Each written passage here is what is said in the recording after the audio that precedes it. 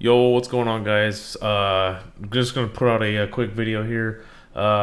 Today, tomorrow, and Thursday, I'm just doing some military things. A little before close, I have to be on base, so we'll have a little later videos. I do apologize for that, but I still want to get something out for you guys to free us up to watch something come morning time, and if you're an overnight trader, you can watch that as well. NQ today, obviously still in the daily fair value gap. Biggest thing that happened was we have now put in a daily bearish OB. Now we have closed below Friday's candle right here, so this is now a daily OB. So maybe we get some kind of like move back up into it and then back down. However, my bias is going to be simple, right? We're still holding the remember this 4-hour OB here. We had a 4-hour prop block, if you remember. We respected it and did nicely to come up here and take a bunch of highs that we had. But remember, Monday we left quite a few equal lows down below, which was kind of, I guess, showing us where price was going to end up being. So far, Tuesday high of week. Looks to be in store. Remember, it's a short week as well. But as of right now, 4-hour. The only bullish thing I see is we're still holding. We had a nice bounce off the CE of this 4-hour OB off the wick of it as of right now. But I think this is just probably going to be something that just we get some kind of bounce off of to get like maybe some kind of 50% up. You see, we just closed the 4-hour we just validated a 4-hour fair value gap. So this is going to be something I'm watching going into tonight and into tomorrow. If obviously if we inverse this, I think we're going up higher, and then or if we reject it, Monday's lows are going to be the first target down here, and then below there, I like. If you go back to the daily chart, I like 50% down on the daily as the next target. So we would go to here, and you're looking about that 360, 358 area. I think is the actual number. Yeah, 358.50 is where I'd be looking for next on the daily. So that's the 4-hour that I'm watching, and then obviously the hourly actually looks a little even cleaner. So right now, 50% would be from here to here, and then you see 50. Where does it lie? It lies right here at 501, very close to it right here. So I'm gonna be. I mean, my bias tonight is obviously the 4-hour, but it's also gonna be this 1-hour. Right, we're now into it. I want to see what happens at 50% at 501, and then it's pretty much about the same size as the 4-hour AC. It's that same low that makes that. So if we inverse the 1-hour, we'll probably end up inversing the 4-hour too. And then I kind of like, I mean, there is some nice LRLR kind of build up here, nice little downtrend we could run. Other than that, if we go through this, then I like, possibly up to Tuesday's high, or at least up to 562.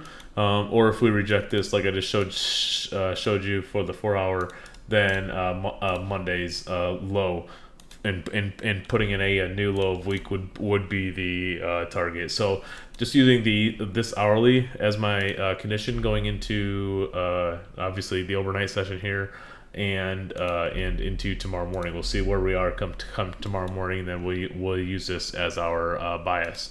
So what did I mention today? I mentioned obviously we're just in a lot of chop, right? A lot of chop. We did leave a lot of LRLR up here, like I showed you, as well, that we could end up running, and then we could just end up, making a flat week here too, right? So I mean, it's possible, especially if we are if we end up inversing this hourly back up, and then inversing the hourly back up, and then taking all these, then we could be looking at a flat week, which makes sense. I mean, it's a short week. Usually, a lot of things, we don't get any kind of big moves on short trading weeks. So as far as today, obviously a lot of chop, right? The nice short would have been the 5-minute BPR right here, off of in the afternoon session. That was absolutely textbook. Took us down to those 499 lows that everyone was wanting, that were left from right here, that were left from Monday. And then you see we took those, we bounced off that 50% mark of of that 4 hour wick. We do have, this is kind of like building up here a little bit, nice LRLR maybe to the downside. If this ends up breaking down, maybe this happens after we hit 50%, and then like I said, if not, then just watch the hourly, and then we'll go up from there. Other than that, so if you look at this, right, this kind of told us that we were kind of bearish the rest of, not like today, like look, we have 15-minute FEG here. We go up 50%, reject it. We never close above it. We do close above it here, but I think that's when we came up, and all we did there was look how this 1 hour OB was respected here, right?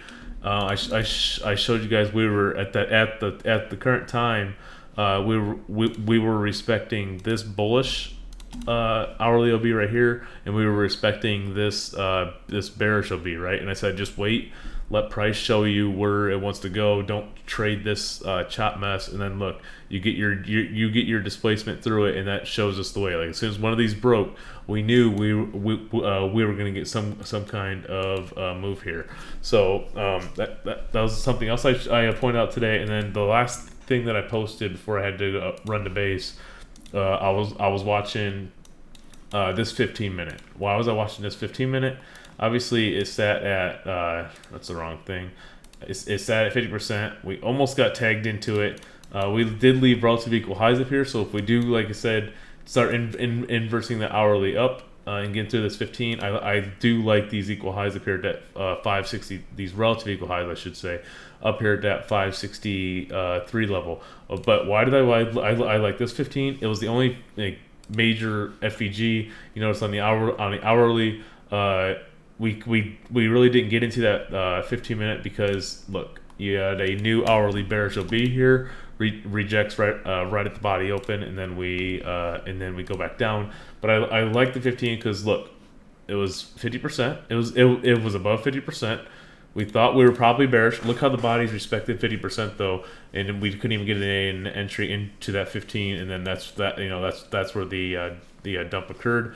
But other than that, all I'm watching tonight, guys, is that hourly and that 4 hour, and then that should give us a very clean bias going into tomorrow. So going into tomorrow, Thursday, maybe expect some more chop. Maybe hopefully we get some kind of good action to catch a couple trades. But not holding my breath for anything crazy for tomorrow or Thursday. But staying optimistic, I hope. But with that, that's all I really have to show you guys tonight. Just do a quick check, see if there's any equal highs or anything that I missed that were left today. So there are equal highs up here at that 605 level. That would be a heck of a run for NQ. And then just those relative equal highs up there at that 563 level that I pointed out. That are sitting right here that did not get taken today as well. So this was a nice 50% too. I just noticed this. So I probably wouldn't have taken this short. It looks good in hindsight, but notice how the body's respected it right here, 50%. That final 5-minute rejected. Obviously, it's a tough short to take with relative equal highs sitting up here with an untapped 50-minute FVG. But just something in the hindsight that I just noticed that I figured I should point out. But with that, hope you guys are having a great evening. You're probably in bed already. Again, I apologize for the late video, but hopefully you guys can still take something from it. But with that, we'll catch you guys bright and early, and we'll see you guys in chat tomorrow.